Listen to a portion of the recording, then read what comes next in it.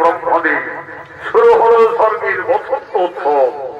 এই বসন্ত উৎসবে সমস্ত দেবতাদের মনে আনন্দ দেওয়ার জন্য, দেব সবাই নৃত্য গীত করার জন্য আমি মনে মনে স্থির করেছি অপ্সরা, উষা এবং অনিরুদ্ধকে।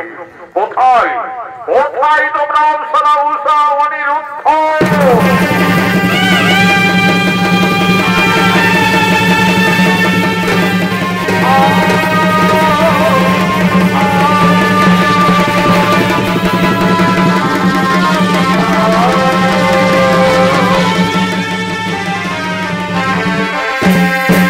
আদেশ করুন প্রভু।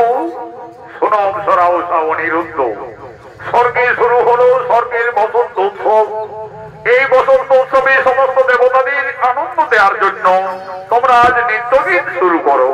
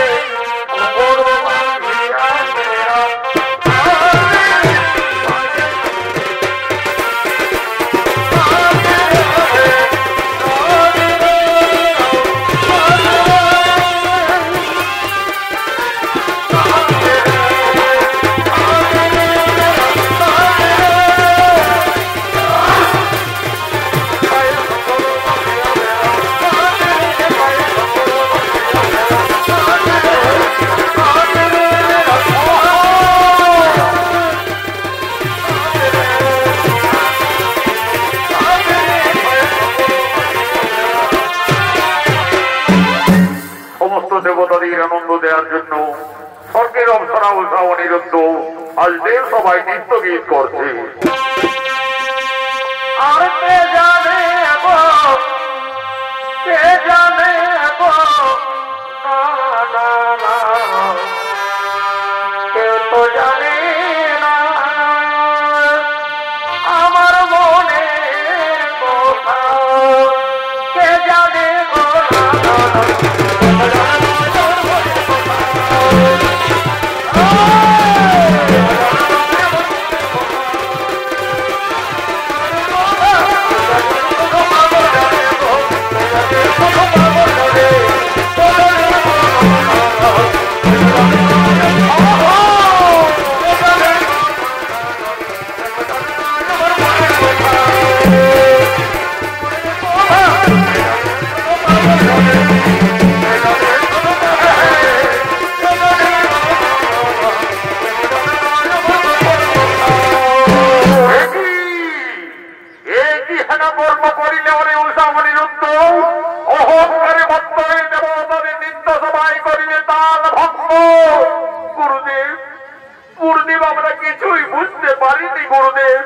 কিভাবে নৃত্য করতে করতে ব্যর্থ হয়ে গেল।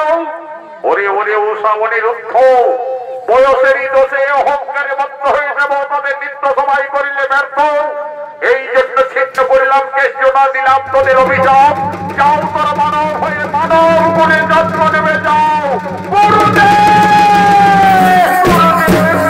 এই সামান্য অপরাধী প্রভু আমাদের মর্তধামে যেতে হবে, মানব কুলে জন্ম নিতে হবে, যেতে হবে মর্ত করে।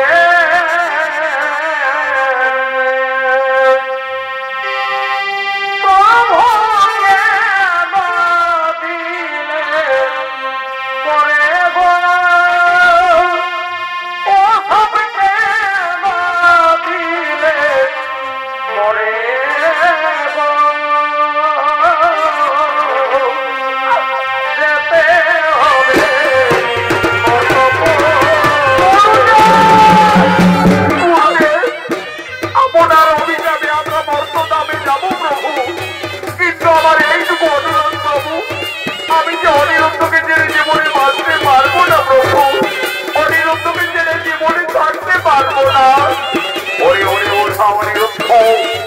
আমার অভিযান না হবে ব্যর্থ, তোদের মর্তভাবে এই জন্ম নিতে হবে।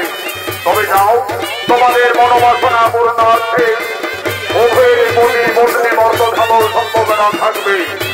তোমাদের দিয়ে আমার মানব কন্যা বিশহরী মনসার পূজা পৃথিবীতে প্রজা নিব। তোমাদের সামান্য গালাগাল বন্ধ হলে আবার দেবলোকে করিবে আগমন, পুনরায় স্বর্গরাজ্যে করিবে আগমন।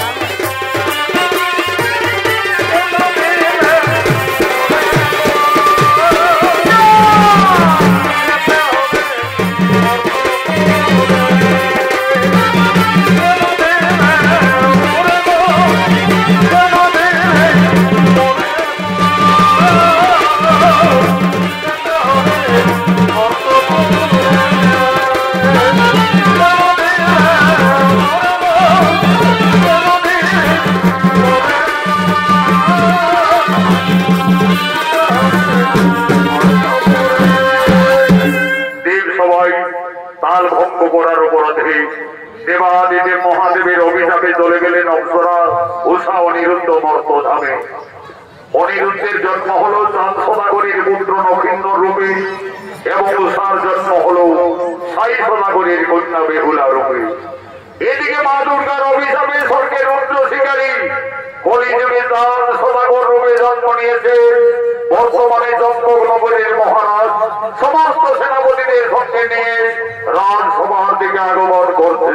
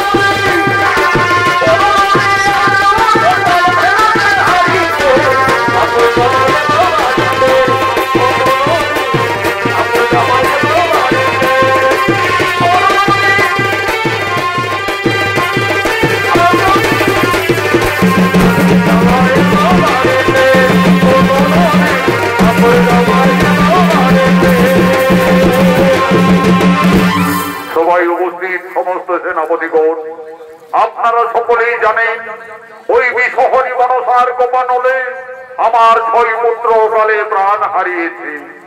একমাত্র সপ্তম পুত্র নক্ষিন্দর তার 10 বর্ষ পূর্ণ হওয়ার পূর্বে আমাকে তাকে বিয়ের কাজ সম্পন্ন করতে হবে।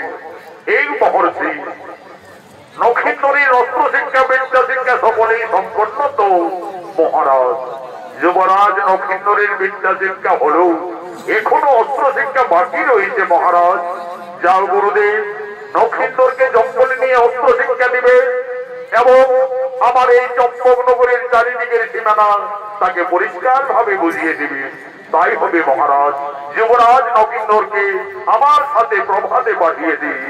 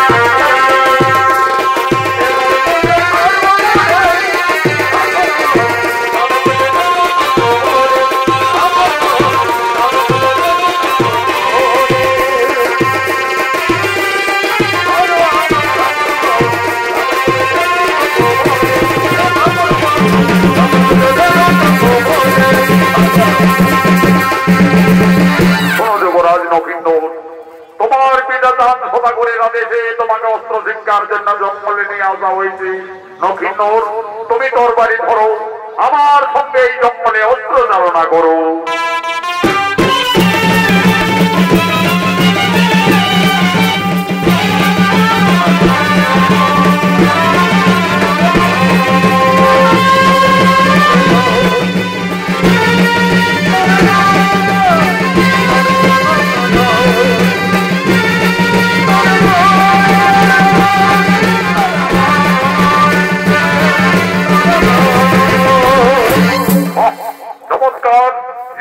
নগেন্দ্র, তুমি অস্ত্র চালনা করতে পারছো। এরপরে এসো নগেন্দ্র, তুমি তোমার হাতের তরবারি রেখে ওই ধনুর্বাজ ধরো। আর দেখো নগেন্দ্র, এই জঙ্গলে ওই যে বড় বৃক্ষে একটি ডালে কয়েকটি সারি সারি বকরি বসে রয়েছে। দেখো নগেন্দ্র, তুমি ঠিক তীর মেরে মাঝের পাখিটি বিনাশ করো।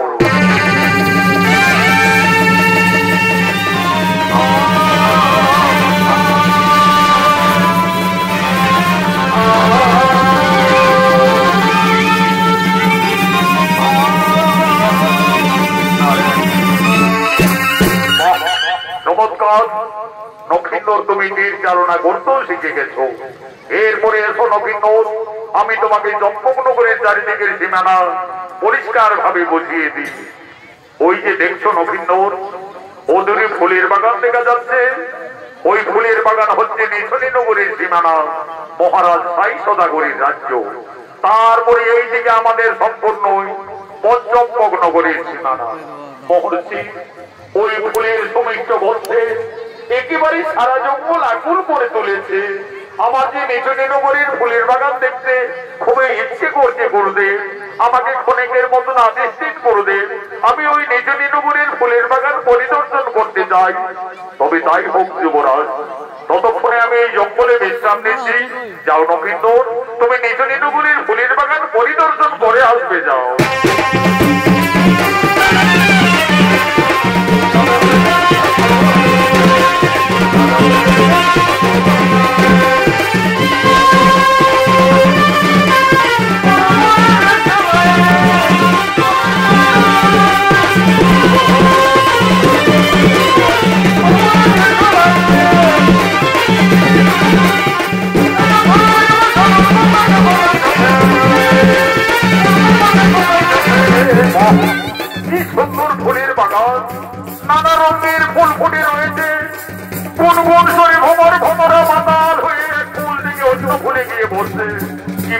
পাইতেছে।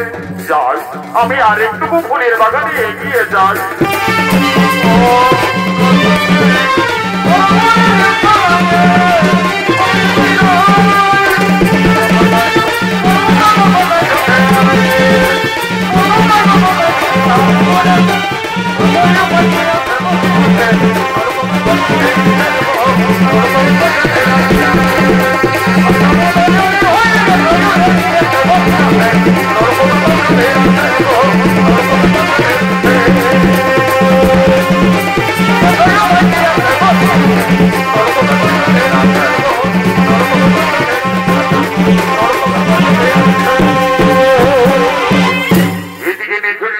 রাজকন্যা বেহুলা তার দুই খেলার সাথে নাগিনী বাস্তমঙ্গলের সঙ্গে আর ফুলের বাগানে নৃত্য করার জন্য, খেলা করার জন্য রাজকন্যা বেহুলা আগমন করছে।